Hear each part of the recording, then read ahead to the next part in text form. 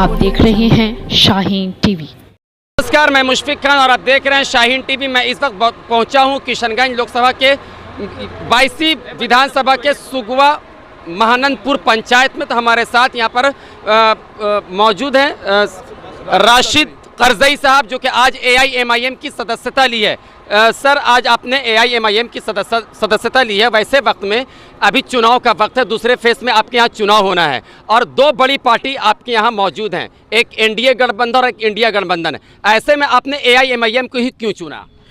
AIMIM को मेरा चुनने का सबसे बड़ा मकसद है, जो हमने पिछले 7 साल से इसी के विचारधारा में रह करके लोगों के हित में, लोगों का साथ लेकर के हमने काम किया है, मजलूमों की आवाज़ को बुलंद किया है और यहाँ के जो मसाइल हैं उनको मैं उजागर करने का कोशिश किया हूँ। और जो गूंगे बहरे जो सांसद और विधायक रहे हैं इस 22वीं विधानसभा या किशनगंज लोकसभा के, मैं उनको उनके एक एक मतलब काले चिट्टों को मैं खोलने का काम किया हूँ।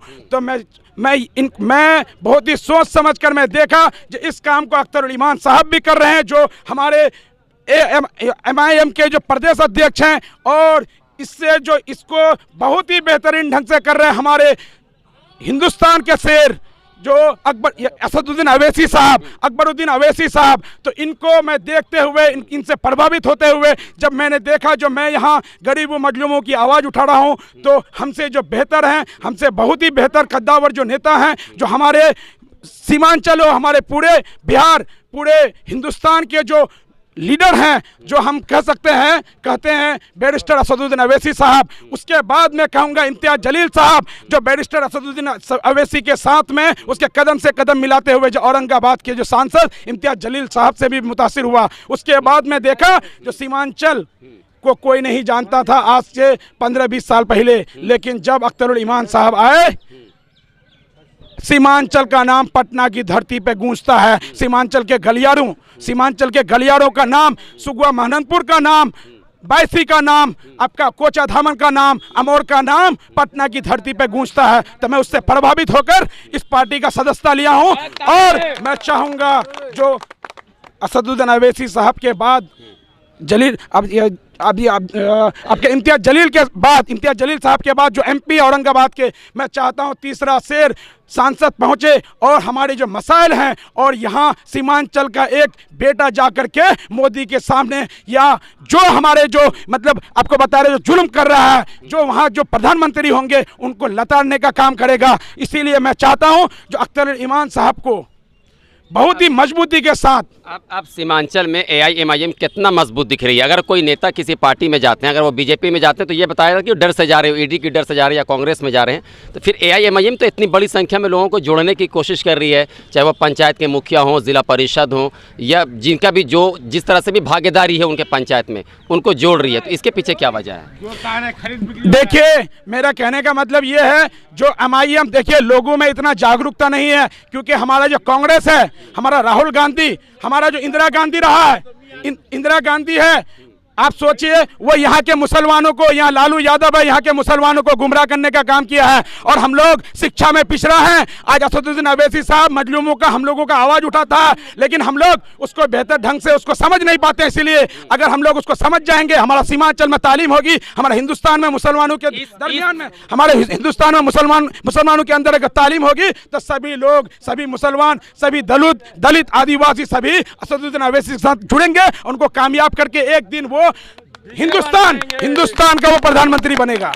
हमारे साथ तफहीमुर रहमान सर भी मौजूद हैं। सर, AIMIM क्या इस मुद्दे को लोगों को समझा पाएगी इतने कम वक्तों में? जिस तरफ दो बड़ी पार्टी, मैं फिर से बोल रहा हूँ, NDA गठबंधन और इंडिया गठबंधन, तो AIMIM अपनी बात जनता को समझा पाएगी इस तरह से? देखिए, पिछले 8 सालों से पार्टी यहाँ पे काम कर रही है जी, और समझा पाएगी नहीं। आप समझ जाइए कि यहाँ के जो लोग हैं काफ़ी हद तक समझ चुके हैं। जिस तरह से लोगों का रुझान जो है, आपने पिछले मरतबा जो विधानसभा में देखा था कि ये तमाम जो वोटर्स जो आपको यहाँ पे दिख रहे हैं, ये ऑलरेडी एक मरतबा AIMIM को अख्तर उल ईमान साहब के नाम पे, असदुद्दीन अवैसी साहब के नाम पे ये लोग वोट कर चुके हैं। यानी कि ये जो पुरानी पार्टियां हैं, जो इन लोगों को, यहाँ के लोगों को, जब कोई अल्टरनेटिव नहीं होता था इनके पास, तो जाहिर सी बात है मजबूरी में ये वोट करते थे।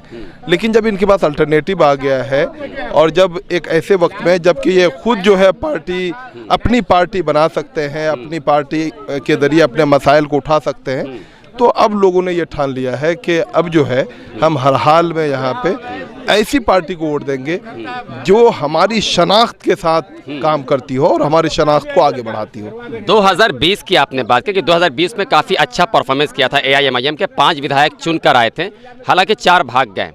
तो क्या 2020 वाला ये लोकसभा में रिपीट होगा फिर से? देखिए, लोगों को बहुत ज़्यादा गुस्सा है कि जिनको हमने इतनी मेहनतों के साथ लड़ाया वो हमको धोखा दे दिए।